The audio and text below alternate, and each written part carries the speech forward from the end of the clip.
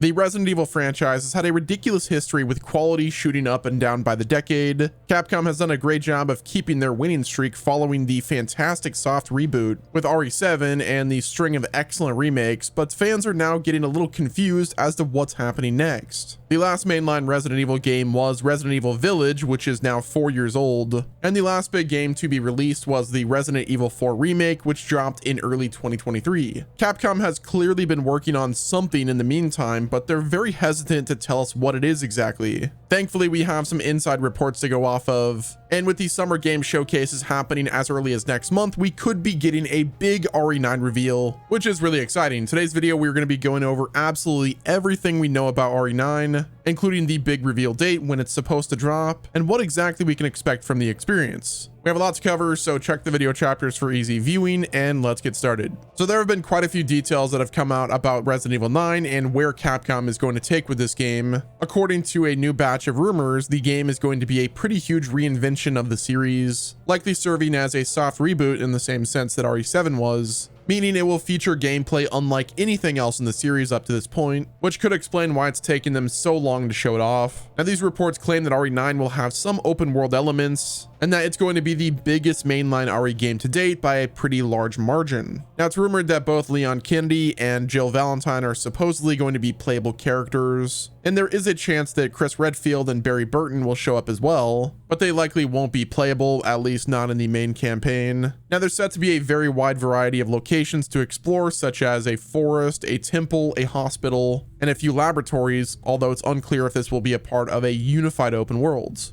There have been a number of reports that say RE9 will feature open world elements, which there's obviously a pretty big difference between that and a proper unified open world. Now, personally, I'm getting the impression that RE9 will feature a handful of different large maps rather than one giant one, similar to games like Avowed and Dark Souls, where there are several different massive levels with tons of different locations within them, but you have to fast travel from level to level instead of being able to walk from one to the other without a loading screen or some kind of transition. And frankly, I am totally fine with that because it's basically just an evolution of the format, which that format was used in games like RE4 and RE8, where you would explore various open-ended sections with tons of important locations within them, but you couldn't just freely go from one to another like you would in a traditional, like, unified open world. Now, horror games typically don't work well in an open world setting because the horror genre is very dependent on pacing and making sure the player sees what the developers need them to see in the right order. So it would be extremely risky to make a Resident Evil game that is open world, and honestly, I just don't think that Capcom is going to go that far with expanding the formula. I absolutely believe that they're going to make this game the biggest in the franchise, but I don't think they're willing to go the extra mile in turning it into a proper open world game because they're aware of the fact that it would drastically change the tone, which is probably something that they don't want to do again. Now, again, I'm all for making the game bigger with the established formula of RE4 and RE Village, but I don't think it would be wise to make one giant open world, and I seriously doubt that they're going to do that. However, there are some games like The Evil Within that does have like really open-ended areas. Granted, it's not a fully open world game either, but it does feature those open world elements that I think that Resident Evil is going to try to target. Again, I'm perfectly fine with them trying the open world formula, but I just don't think that it would work in the favor that they want it to. So that's why I think they're just going to go with like the same similar format that was established with RE4 and RE Village. Now, I've seen some concerns that the Resident Evil 9 game, if it is fully open world, like the current engine that they're using, doesn't really work the best with open world games, and which I will say this. If they're using the same engine that they developed on Monster Hunter Wilds with and Dragon's Dogma 2, then they should have no problems with making Resident Evil 9 a fully open world game without any loading screens or transitions or anything like that. Now, speaking of the game engine, I do think it's safe to assume that Resident Evil 9 will be built on Capcom's in-house RE engine, which I'm perfectly okay with that because that thing is absolutely amazing. Capcom has been using the same engine since RE7, and it has been one of the best engines on the market right now for realistic graphics and consistent performance. Now, there have been issues with like Monster Hunter Wilds and even Dragon's Dogma 2 in terms of performance, but those games are fully open world. So if Resident Evil 9 will be a fully open world game, they will have to make engine upgrades to the in-house engine to make sure that it supports a fully seamless open world game. I'm just hoping that Capcom eventually backs off of its use of Denuvo on the PC version, because the implementation of that has been pretty controversial over the last few years, due to its tendency to cause frame drops and stutters in an otherwise excellent PC port. Like, obviously they should be able to protect their game in whatever way they want, but just Denuvo sucks. Like, if you play any PC games, you know games with Denuvo run pretty bad compared to the ones that are DRM free that are like on GOG. Honestly, I do hope that they do upgrades to the game's engine, because I think that being able to support a seamless open world for a Resident Evil game will only have great implications on the rest of Capcom's games in their lineup. So next up, let's talk about the big reveal. Obviously, as you guys know, during the Capcom Next, I think it was in like 2024, we had director Koshi Nakanishi reveal that the new Resident Evil game was in development. And as of right now, we don't know the exact title. However, there have been some leaks and rumors that it will be titled Resident Evil and then an I and X, Roman numerals 49. And outside of that news during Capcom Next that they're making a new Resident Evil game, it's pretty much been radio silence for the most part. However, it's been hinted that we are going to be getting a proper reveal for Resident Evil 9 in the very near future, potentially even next month. Now, you may have missed it, but Capcom actually teased RE9 in a video last month. On their Twitter account, Capcom posted a video thanking players for helping the RE4 remake reach 10 million players. But throughout the video, there are several Roman numeral 9s hidden in the environments. And you may write some of these off for just being coincidental parts of the Resident Evil 4 environments. Fans quickly realized that these were deliberately put into the video by Capcom and they don't actually exist within the RE4 remake, which means that somebody at Capcom is trying to tell us something. It's definitely about time that Capcom announced RE9, and since they're suddenly starting to hide the number 9 in their social media posts, that definitely suggests that they're gearing up for some kind of reveal in the coming weeks. Summer Game Fest is one of the biggest showcases of the year, serving as kind of a replacement for E3, hosted by none other than Jeff Keighley. The 2025 showcase has been confirmed for June 6th at 2 p.m. Pacific time, and many fans are starting to think that this is where we are going to get our first look at the new game. Capcom has historically shown up at Jeff Keighley's events with major announcements, and since the publisher seemingly isn't going to be doing their own like summer live stream like other publishers do, I think it's safe to assume that they're going to bring the announcements to Summer Game Fest. Now granted, I do think it's still possible that Capcom announces another Capcom Next, which I believe that happened in July of 2024, but I kind of think that they probably would have announced it already if it was going to happen. However, they still do have plenty of time. They can announce it at any time at this point. Heck, we don't even know if PlayStation's going to do something around the time of Summer Game Fest. We know that Xbox and Nintendo are going to do something, and Ubisoft and most likely EA as well. So it is possible that Capcom either does something for Summer Game Fest for RE9, or perhaps they wait for a PlayStation showcase to announce RE9. Either way, I think it will be at a third-party show. I don't think they're going to do it themselves, because if there was a Capcom Next, I'm sure that they probably would have announced it. But either way, Capcom is no doubt going to have a lot of summer announcements in the coming month or two. And if they don't announce a Capcom Next presentation very soon, then I think it's probably safe to assume that they're going to jump on Summer Game Fest or even the PlayStation showcase or maybe the Xbox event as well and give us a big reveal for RE9. One thing is for certain, with all of the teasers for RE9 that they've been throwing out, I am absolutely certain that a big announcement by the end of summer is coming one way or another. Assuming that Resident Evil 9 is revealed this summer, I think that would point towards a 2026 release date, as Capcom likely isn't going to be dropping this game just a few months after it's revealed, which kind of rules out a 2025 launch in my opinion. Granted, I don't think a 2025 release date is totally off the table given how many games have had a very short marketing campaign as of recently, as well as the popularity of certain shadow drops like Ninja Gaiden 2 Black and the Oblivion Remastered game. But with how much hype is going to be surrounding Resident Evil 9, I'm guessing that Capcom is going to want a traditional linked marketing window, which means a 2025 release date is very unlikely.